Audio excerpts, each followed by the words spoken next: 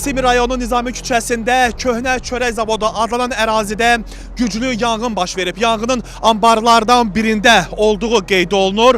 Onu da qeyd edək ki, əraziyə Fövqəladə Hallar Nazirliyinin əməkdaşları və Daxili İşlər Nazirliyinin əməkdaşları cəlb olunaraq yanğının qarşısının və miqyasının genişlənməsinin qarşısı alınıb.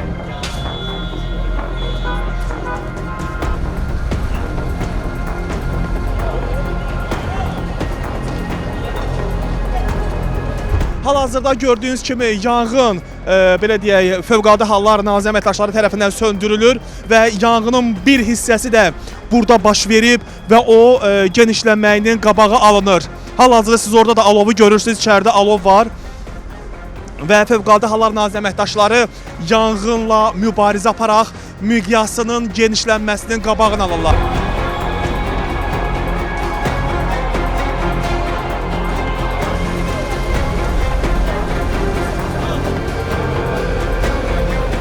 Hal-hazırda gördüyünüz kimi bəli, alov artıq ram edilir. Tüstündə siz bunu görürsünüz, nəfəs almaq qeyri-mümkündür və ərazidə demək olar ki, yanğının qabağı alınıb.